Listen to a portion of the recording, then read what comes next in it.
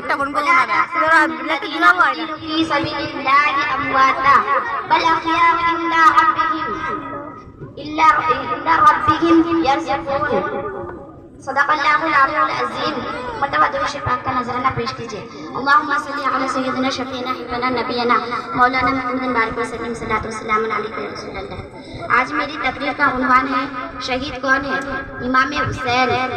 آپ تاریخ کا مطالعہ کرتے جائیں، آپ کو ایسے ہزاروں واقعات ملیں گے کہ علماء حق اپنی جان کی پرواہ کیے بغیر حق بات کہے ہیں. تیمور لنگ بادشاہ کا نام آپ نے سنا ہوگا. یہ ایک ظالم اور جابر بادشاہ تھا.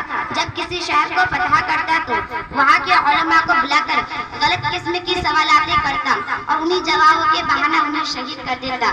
چنانچہ تیمور لنگ بادشاہ حلب شہر کو فتح کر لیا، شہر میں قتل عام کرایا، ہزاروں مسلمانوں کا خون بہایا، بچوں کے سر سے باپ کا سایہ اٹھ گیا، بہت سی عورتیں بیوہ ہو گئے. ایک دن تیمور لنگ بادشاہ تمام علماء کو اپنے دربار میں بلا کر سوال کرنے لگا کہ کل کی جنگ میں ہمارے اور تمہارے بہت سے آدمی قتل ہوئے، ان میں شہید کون ہے؟ یہ سوال سن کر علماء گھبرا گئے. ایک علامہ ابن شمنا جواب دینے کے لیے کھڑے ہو گئے اور فرمایا، سنو، حدیث شریف میں ہے کہ ایک اعرابی حضور اقدس صلی اللہ تعالی علیہ وسلم کی حاضر میں خدمت ہو کر عرض کیا، یا رسول اللہ، ایک شخص مال غنیمت کے لالچ میں جنگ کرتا ہے، ایک شخص اپنی ناموری کے لیے جنگ کرتا ہے اور ایک شخص راہ خدا میں حق کے لیے لڑتا ہے، تو ان میں شہید کون ہے؟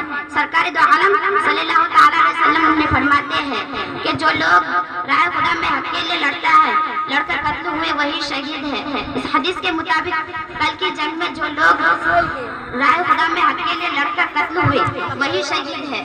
اس حدیث پاک کو سن کر تیمور لنگ بادشاہ اس حدیث پاک کو سن کر حیران ہو گیا اور اس کی زبان سے نکل گیا کہ بالکل سچ ہے.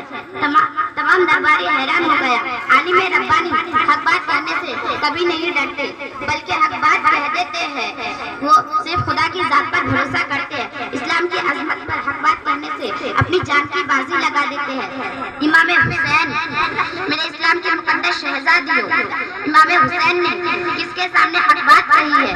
امام حسین نے کس کے ساتھ جہاد کیا ہے؟ امام حسین نے کس کے سامنے حق بات کے لیے اپنی جان کی قربانی پیش کر دی؟ امام حسین نے حق بات کے لیے اپنی اولادوں کی قربانی پیش کر دی. امام حسین نے حق بات کے لیے اپنی دوست احباب کی قربانی پیش کر دی. امام حسین نے حق بات کے لیے اپنے ننھے معصوم بچوں کی قربانی پیش کر دی. امام حسین نے حق بات کے لیے جوان بیٹوں کی قربانی پیش کر دی. اگر امام حسین یزید کے ہاتھ پر بیعت کر لیتے تو امام حسین اگر یزید کے ہاتھ پر بیعت کر لیتے تو دولت امام حسین کے قدموں میں ہوتے. اگر امام حسین یزید کے ہاتھ پر بیعت کر لیتے تو ہزاروں لشکر و سپاہ آپ کے قبضے میں ہوتے.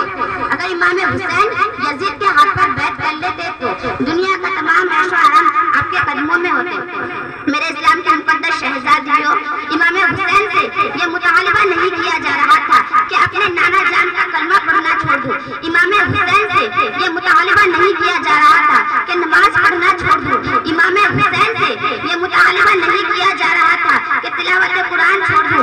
امام حسین سے یہ مطالبہ نہیں کیا جا رہا تھا کہ خانہ کعبہ کا حج کرنا چھوڑ دو. امام حسین سے یہ مطالبہ نہیں کیا جا رہا تھا کہ اپنے نانا کی روزہ اقدس پر حاضری دینا چھوڑ دو. امام حسین سے یہ مطالبہ نہیں کیا جا رہا تھا کہ اپنے نانا کی مقدس شہر کو جانا چھوڑ دو، بلکہ امام حسین سے صرف اور صرف اس بات کا مطالبہ کیا جا رہا تھا کہ فاسق کے ہاتھ پر بیعت ہو جاؤں اور تمام لوگوں کو فاسق کے ہاتھ پر بیعت ہو جانے دوں. امام حسین کو معلوم تھا کہ فاسق کے ہاتھ پر بیعت ہو جانا حق کو چھپانا ہے، اسی لیے امام حسین اپنی جان کی قربانی دے کر حق بات کو بلند کر کے رہے. اسی لیے امام حسین اپنی اولاد کی قربانی دے کر حق کے پرچم کو بلند کیے. اگر امام حسین یزید کے ہاتھ پر بیعت کر لیتے تو تمام عیش و آرام امام حسین کے قدموں میں رہتے. اگر امام حسین تیمور لنگ بادشاہ ایسے ہزاروں واقعات ملیں گے. میرے برادران اسلام میرے اسلام کے مقدس شہزادیوں، آپ بھی حق بات کہنے سے پیچھے نہ ہٹے بلکہ حق بات کیونکہ آپ کی جان چلی جائے پر حق بات کہنا بھی اللہ تعالیٰ کی ذات پر بھروسہ کر کے کسی حاکم کے سامنے حق بات کہنا بھی کبھی نہیں ڈرتے، بلکہ پیارے حبیب صلی اللہ تعالیٰ علیہ وسلم کا فرمان عالی شان ہے کہ تیمور لنگ بادشاہ کے سامنے حق بات کہنا سب سے بہترین جہاد ہے۔ آپ بھی کسی کے سامنے حق بات کہنے سے نہ ڈرے، بلکہ حق بات کہہ دے۔ مرد حق باطل کے آگے مر سکتا نہیں، مرد حق باطل کے آگے مر سکتا نہیں، سر کٹا سکتا ہے لیکن سر جھکا سکتا نہیں۔ وما علینا الا البلاغ۔ السلام علیکم ورحمۃ اللہ وبرکاتہ۔